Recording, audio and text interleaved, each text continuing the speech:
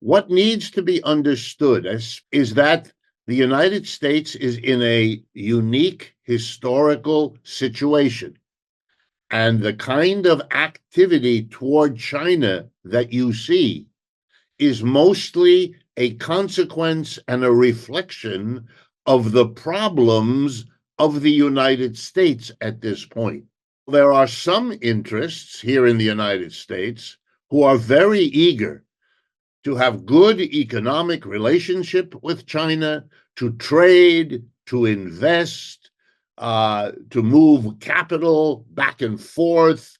That is largely the view of big business in the United States, and of course, especially big business that is either already active in China or hopes to become active in China. That's why the visit of Mr. Cook from Apple is an example of that. So that is a group of interests in the United States that are very positive towards China. The real fear of the American business is that the Chinese market will be closed to them. They want to be able to produce in China, and even more, they want to be able to sell into the Chinese market, which is one of the fastest, largest growing markets in the world. And they are very aware that if that market closes to the United States, it may open to the Japanese, to the Europeans, and then the United States will become isolated and will lose competitively. This is worrisome to them, so they want good relations with China. So that's one side. However, at the same time, there are other forces in the United States that are pushing in the other direction. They want conflict with China. They want confrontation. They want a battle. The last century has been the century of the American empire, and it now sees that its role in the world economy, financially, export, import, all of it is being challenged above all by the People's Republic of China, but even more by BRICS that China has built with India and Brazil and Russia and South Africa, and now the many more countries that are joining. This is a challenge. So from 1980 to the present have been a time in American capitalism where it has undergone two serious experiences. Number one, a vast growth in the gap between rich and poor. Every measure we have shows that.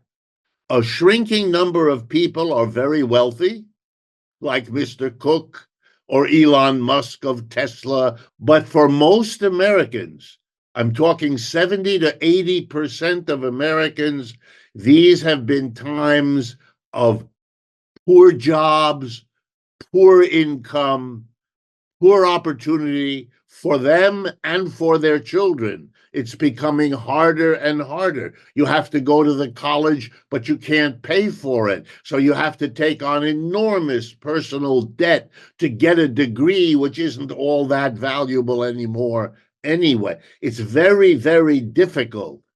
The second thing that has happened is that capitalism has had serious instability. We had a very bad inflation over the last 3 or 4 years. Before that, we had a cataclysmic unemployment coming out of the COVID pandemic. So we've had very serious oscillation up and down on top of a long-term growing inequality. The mass of the people want to know, why is this happening? What can be done to stop it? And they turn to the political leaders, Democrat and Republican, for answers. The answers that have happened the most successful answers, number one, waves of poor immigrants coming into the United States from Mexico and Latin America. Second explanation, China. China is why we are having our difficulties. Now, these answers are false. China didn't cause American businesses to leave the United States. That was a decision made by American businesses like Mr. Cook, because it's more profitable to go to China than it is to stay in the United States. Capitalism has always moved, but the control of our politics by big business means that the politician can never, ever blame the capitalism. Cannot do that. Cannot blame the big businesses. Well, who are they going to blame? China is a convenient scapegoat. So you have a political reason for conflict and confrontation. So you have the American Navy in the South China Sea, and you make lots of noise again about Taiwan. But these are symbolic acts, and there's lots of economic exchange with China, like Mr. Cook's visit, and he will continue to invest. Apple depends on China, so it will continue to be active there. That's the conflict in the United States between a political structure that needs to attack and criticize China with tariffs, with trade war, and all the rest, and an economic capitalist class that wants good relationship. That fight is going on right now. I can't tell you how that's going to come out, because that's an unresolved contradiction.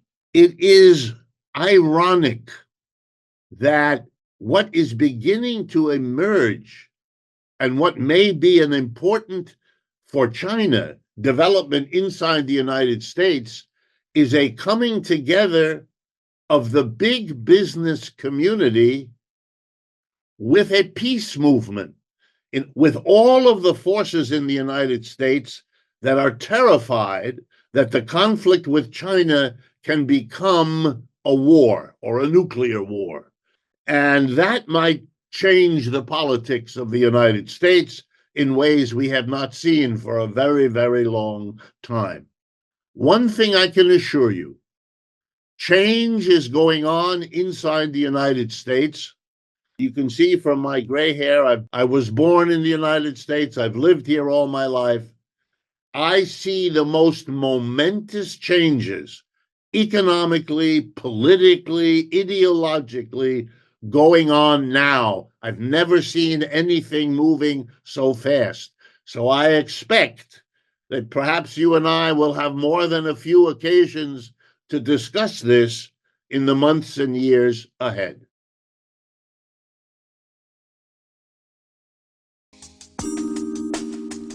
姐妹们总烦恼脸上细纹干燥与暗沉，现在起跟我一起放心交给 KS Royal Face 皇家颜值逆时奇迹系列。KS Royal Face 皇家颜值逆时奇迹系列，它添加5种 EGF， 专门防止肌肤老化，强化皮肤修复，增加肌肤弹性水嫩，轻松抚平皱纹，换回青春自信。KS Royal Face 皇家颜值逆时奇迹，活肤露、全效精华、精华霜，即刻启动冻龄密码。